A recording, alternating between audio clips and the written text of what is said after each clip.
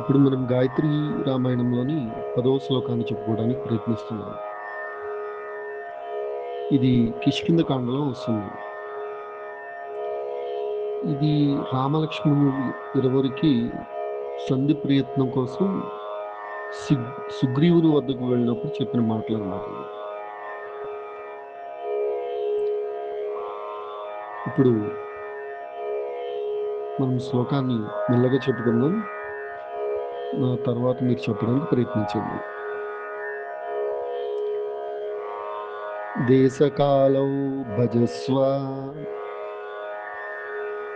దేశకాలౌ భజస్వ ఆద క్షమమాణః ప్రియా ప్రియే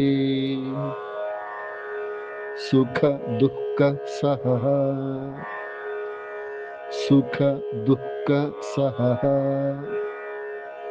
కాలే సుగ్రీవ వసగః భవ సుగ్రీవ వసగః భవ. శ్లోకం ఎలా వస్తుందంటే, దేశకాలౌ భజస్వ అధ క్షమమాణః ప్రియా ప్రియే సుఖ దుఃఖ సహః కాలే సుగ్రీవ వసగః భవ.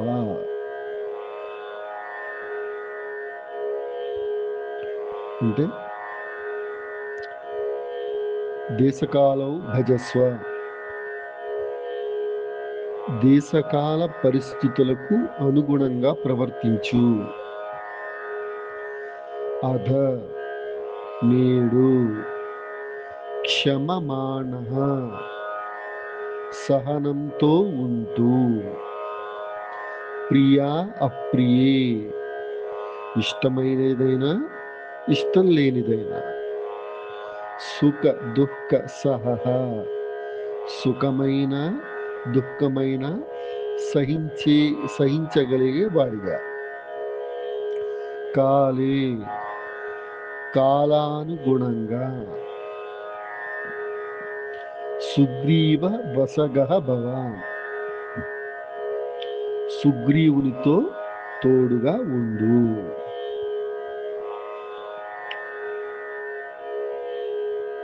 ఇక్కడ శ్రీరామునికి సుగ్రీవునికి సంధి కుదురుస్తూ సమ్ పర్సన్ ఎవరో చెప్తున్న మాటలు అది ఎవరు అని నేను ఖచ్చితంగా చెప్పలేను. బట్ రామునికి సుగ్రీవునికి సంధి చేస్తున్న మాటలు. దీని కంప్లీట్ అర్థం ఎట్లా వస్తుందంటే,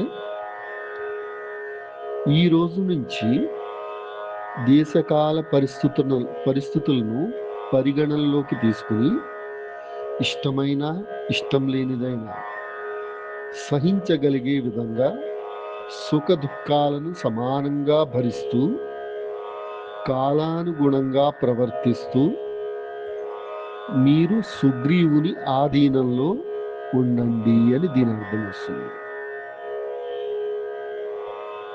ఓకేనా? జై శ్రీరామ్.